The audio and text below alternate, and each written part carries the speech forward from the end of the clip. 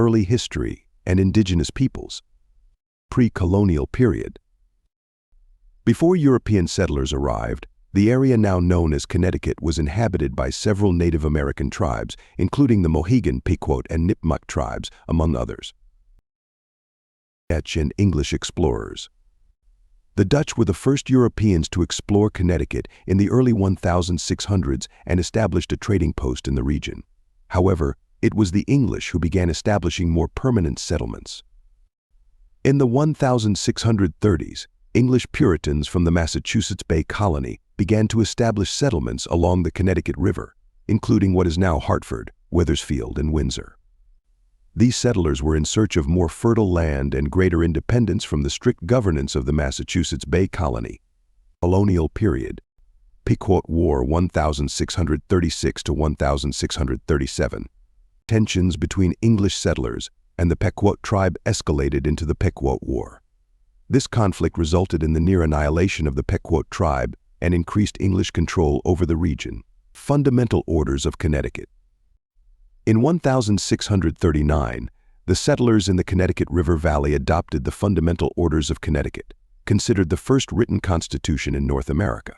It established a democratic form of government that influenced later constitutions in the United States. Charter of Connecticut 1662.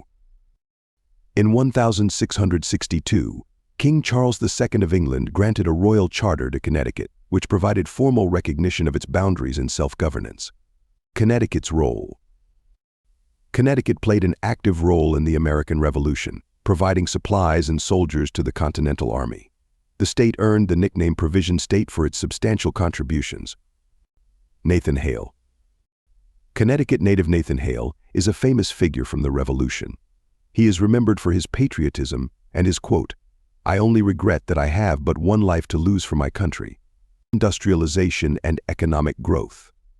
19th century.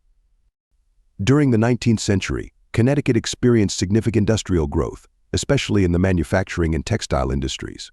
The state became a hub for manufacturing, particularly firearms, e.g., Colt firearms in Hartford and other precision tools. Labor movements. As industry grew, so did the labor movement in the state. Connecticut workers played a significant role in advocating for improved working conditions and labor rights. Modern era. 20th century Connecticut's economy continued to diversify throughout the 20th century. It became a major center for finance and insurance, with Hartford being known as the insurance capital of the world. Suburbanization and transportation in the post-World War II era. Connecticut experienced suburbanization and improvements in transportation infrastructure, including highways. Cultural and educational institutions. Connecticut is home to prestigious universities and cultural institutions, including Yale University in New Haven and other schools that have made significant contributions to the state's and the nation's academic and cultural life. Connecticut. 21st century Connecticut continues to maintain a strong economy, with its major sectors including finance, insurance, healthcare, and education. The state is known for its high standard of living and affluent communities.